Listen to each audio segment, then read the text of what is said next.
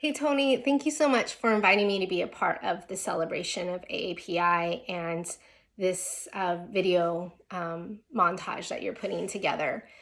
I'm so excited to be a part and to celebrate because this is a really important part of my heritage as a Filipina American, and just something that means a lot to me as I take moments in this time to reflect and to celebrate my ancestors and the people that have gone before me, um, and that have led the way for me in finding the place that I am at in my own personal life. One of the questions that you asked in your post was, what is something that you would want people to know about your heritage?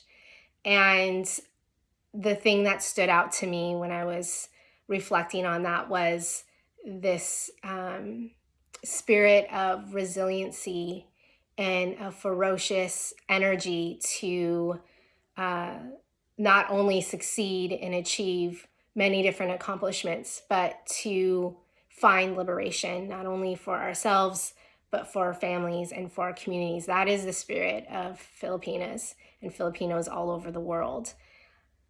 And the thing that I really struggle with is in this society is this idea of the model minority, which oftentimes gets used to describe Asian Americans, Pacific Islanders, as this minority that is to be kind of aspired to. And there's a lot of problematic things about that concept. And I won't get into all of them, but one of the problems with that concept is this idea that is implied in the phrase model minority, that things just come easy to us, and that there's just kind of a relative ease in navigating this society. And I think what is troublesome about that is that it leaves out the reality that Asian American communities are hardworking communities that have had to overcome so many obstacles and so many barriers set before them, that the immigrant story isn't this smooth sailing story where people just move across oceans and reestablish communities and everything's just smooth sailing and people get what they want and what they need. The truth is that the immigrant story is a story of hardship, and it's a story of obstacles, and a story where there isn't a lot of reception. And so when I think about Filipino Americans and immigration and their movements all around the world, but particularly here in the United States, those are the stories that I remember, stories of courage and bravery and resiliency, and just such a clear focus on what is important in terms of their liberation. What people don't know is that the Philippines has a complicated relationship with the United States. That in the 1500s, the Philippines was colonized by Spain, and over time, the Philippines developed a resistance movement against their colonizers. And at the end of the 1800s, around 1898, the United States joined the Philippines forces and succeeded in pushing out the Spanish colonizers and annexing the Philippines. But what that meant was that the United States had an agenda for the Philippines to be another port to continue to expand their goals and their aspirations around capitalism in the Western world. And it was a brutal reality for many Filipinos. People were used under the U.S. military for slave labor. They were beaten. They were broke down. They were separated from their families to maintain this U.S. model of capitalism and to establish it in the Philippines.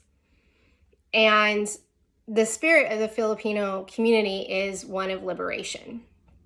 It is partly why they rose up and they organized and they resisted the colonizers of Spain. But you see that throughout the thread of the Filipino history in every community that they have come into and developed labor forces and organized for their labor rights here in the United States as well. And so that is the story that really sits with me. And it is a story that not only do I read about and do I seek out to understand better through books, but is the story that I experienced through the women in my family.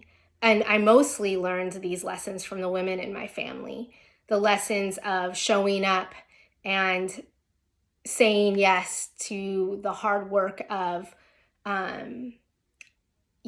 fighting for one's liberation. I learned it from my mother, who was gravely ill as a child and lived in poverty and was told that her life wasn't going to amount to much of anything, and that her family was just poor laborers that had no value in society. And she would take her 2-year-old sister with her to her high school classes to ensure that she would get her education and graduate. And she did.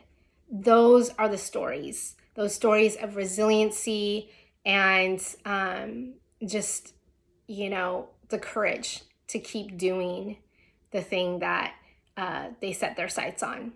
And I feel so grateful, so proud to be a part of that heritage.